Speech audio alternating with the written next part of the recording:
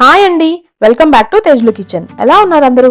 ఇవాళ మన వీడియోలో ఆలూతో ఒక మంచి టేస్టీ రెసిపీని ఎలా చేసుకోవాలో చూపిస్తాను.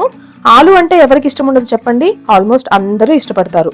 సో అలాంటి ఆలుతో రెగ్యులర్ గా చేసుకునే కర్రీస్ కాకుండా కాస్త డిఫరెంట్ గా ఇలా ఒకసారి ట్రై చేసి చూడండి, చాలా బాగుంటుంది.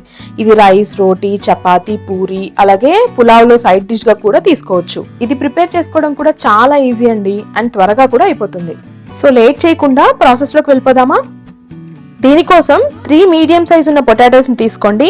వీటిని శుభ్రంగా వాష్ చేసేసి ఇలా కట్ చేసుకున్నాక ఒక బౌల్లో తీసుకొని అవి మునిగేలాగా వాటర్ పోసి 15 మినిట్స్ పాటు మీడియం ఫ్లేమ్ లో బాయిల్ చేసుకోండి. వీటిని 2 విజిల్స్ పెట్టి ప్రెషర్ కుక్ కూడా చేసుకోవచ్చండి. బట్ ఇలా బాయిల్ చేసుకోవడం వల్ల అవి ఓవర్ కుక్ అవ్వకుండా ఎగ్జాక్ట్ టెక్స్చర్ తెలుస్తుంది అనమాట. ఇవిలా ఈ మాత్రం కుక్ అయ్యాక స్టవ్ ఆఫ్ చేసి అందులోని వాటర్ని వంపేసుకొని పీల్ తీసి ఇలా నేను చూపిస్తున్న విధంగా చిన్న చిన్న పీసెస్ గా కట్ చేసుకోవాలి. ఈ పీసెస్ సైజ్ అనేది పెద్దవిగా చేసుకుంటే కర్రీ క్వాంటిటీ రాదండి. అలా అని మరీ చిన్నవిగా చేస్తే కర్రీ పేస్ట్ లో అయిపోయే ఛాన్స్ ఉంటుంది. నెక్స్ట్ ఒక బాండీలో 5 to 6 table spoons of oil ని హీట్ చేసుకొని ఆయిల్ కాస్త హీట్ అయ్యాక అందులోకి 2 లవంగాలు, 1 ఇంచ్ దాల్చిన చెక్క, 1 ఇలాచీని వేసి కాస్త వేగనివ్వాలి. అవి కాస్త వేగాక అందులోకి ఒక పెద్ద సైజ్ ఆనియన్ ని ఇలా చిన్న పీసెస్ లాగా కట్ చేసుకొని వేసుకోండి. అలాగే 3 పచ్చిమిర్చిని ఇలా పొడవుగా కట్ చేసి వేసి దీంతో పాటు 1 రెమ్మ కరివేపాకును కూడా వేసుకొని 1 నిమిషం పాటు ఫ్రై చేసుకోండి. తర్వాత అందులోకి 1/2 టేబుల్ స్పూన్ పసుపుని అలాగే కాస్త సాల్ట్ ని కూడా వేసుకొని ఉల్లిపాయలు కాస్త రంగు మారే వరకు ఫ్రై చేసుకోవాలి. ఉల్లిపాయలు ఈ మాత్రం వేగాక 3 టేబుల్ స్పూన్ల గడ్డ పెరుగుని వేసుకోండి. ఒకవేళ పెరుగు ఇలా కాస్త పలచగా కనుక ఉంటే ఒక 6 టేబుల్ స్పూన్స్ వేసుకోండి. పెరుగుని వేసాక మంటని లో ఫ్లేమ్ లో పెట్టుకొని ఇలా కంటిన్యూస్ గా కలుపుకుంటూ ఒక 2-3 నిమిషాల పాటు వేయించుకోండి.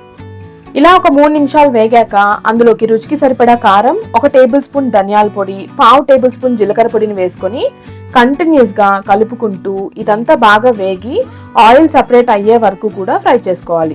ఈ విధంగా ఆయిల్ సపరేట్ అయిపోతుందండి. ఇలా వేగాక అందులోకి మనం ముందుగా కట్ చేసి ఉంచుకున్న పొటాటో పీసెస్ ని వేసుకొని ఇందాక మనం ఆనియన్స్ వేగేటప్పుడు కాస్త సాల్ట్ ని వేసుకున్నాం కదా, ఇప్పుడు ఇంకాస్త సాల్ట్ ని వేసుకొని ఓసారి కలిపి అందులోకి 1 గ్లాస్ వరకు వాటర్ ని పోసుకోండి. నేను ఇక్కడ ఈ గ్లాస్ తో 1 గ్లాస్ వాటర్ ని తీసుకున్నానండి. దీన్ని బట్టి మీరు వాటర్ ని అడ్జస్ట్ చేసుకోండి. ఇలా వాటర్ వేసాక ఇప్పుడు మంటని మీడియం ఫ్లేమ్ కి అడ్జస్ట్ చేసుకొని మూత పెట్టి ఒక 5 to 10 మినిట్స్ పాటు కుక్ చేసుకోవాలి. 10 మినిట్స్ తర్వాత మూత తీసి ఓసారి కలుపుకొని ఇప్పుడు ఇక మూత పెట్టకుండా గ్రేవీ కాస్త చిక్కబడే వరకు మధ్య మధ్యలో కలుపుకుంటూ కుక్ చేసుకోండి.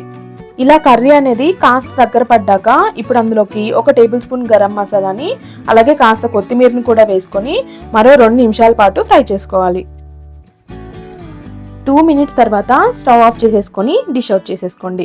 అంతేనండి, ఎంతో టేస్టీగా క్విక్ గా రెడీ అయిపోయే ఈ ఆలూ కర్రీ మీకెలా అనిపించింది? నచ్చిందా?